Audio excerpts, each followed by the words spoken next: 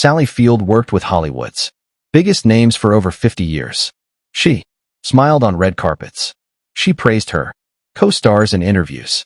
But behind closed doors, she kept a mental list of actors who made her life hell. One Oscar winner sabotaged her audition in front of powerful producers. He even bragged about it later. Another used fancy words just to make her feel stupid.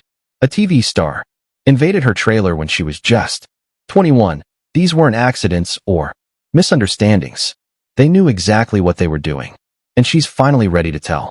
Sally Margaret Field was born on November 6, 1946 in Pasadena, California.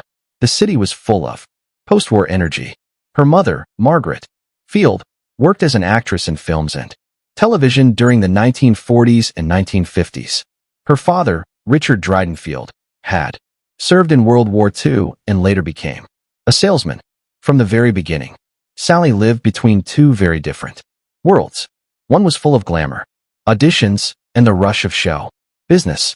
The other was marked by the quiet struggles of a man who had seen the horrors of war. Even her family history felt tied to performing. Her aunt was a dance teacher. Her father had once been part of dramatic clubs. It was no ordinary start to life. Everything around Sally felt like a stage filled with both wonder and worry. When Sally was just 4, her life changed forever. In 1950, her parents divorced. It wasn't just the end of a marriage. It was like an earthquake that shook her world. Her father moved out, leaving her mother alone to raise Sally and her older brother, Rick. The home that once felt alive now felt empty and uncertain. Sally would later say she felt like a little stress case with a brand new family and a constant stomachache that no one could explain.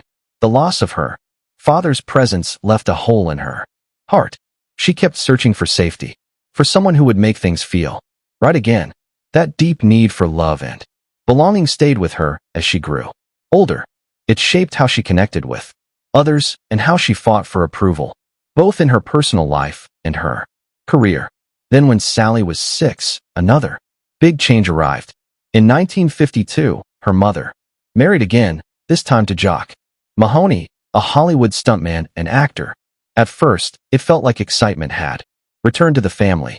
Jock was charming. He played daring heroes on screen. He seemed full of adventure. But behind the charm, there was something dark. Sally's brother later said Joe was not a very nice man. Life at home became confusing and scary. Sally had to find her way in a world where danger sometimes hid behind a smile. The trust she wanted so badly became harder and harder to hold on to. The darkness deepened when Sally turned 14. In her memoir, she shares a painful truth. Jock began sexually abusing her.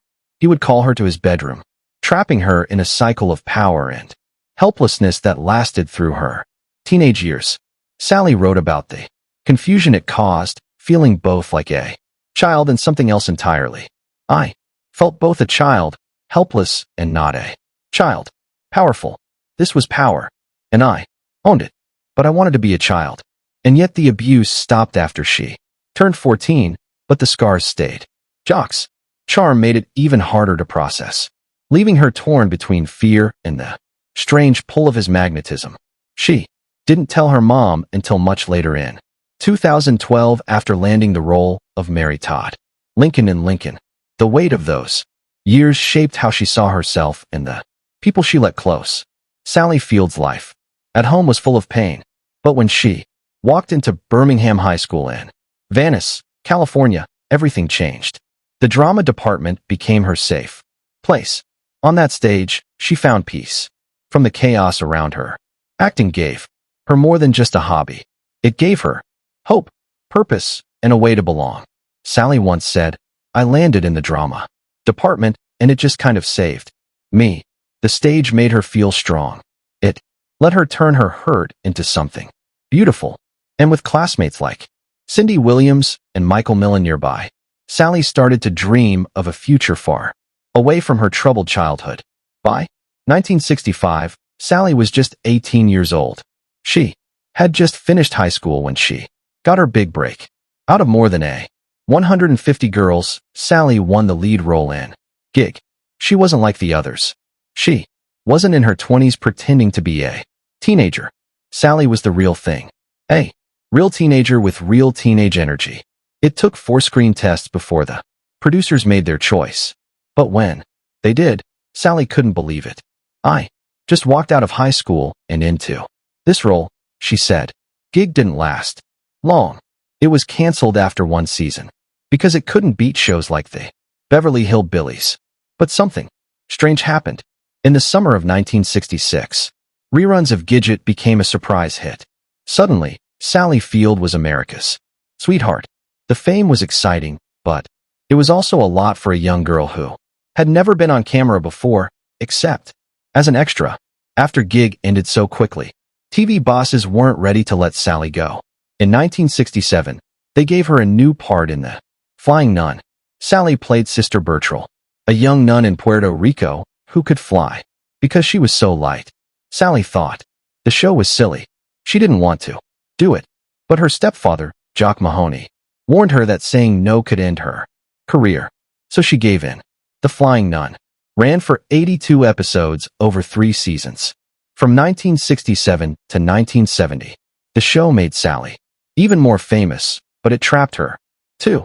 People saw her as the sweet, innocent girl next door, and the strange story of the Flying Nun made her the target of jokes.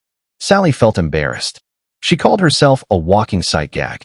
Things got harder when she became pregnant during the show, and the producers had to hide it. Even though the role hurt, it taught her valuable lessons. It pushed her to fight for respect as a serious actress. Long before all that, Sally had actually been in a movie.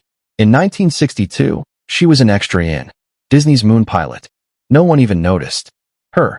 But in 1967, she got her first real film role in The Way West.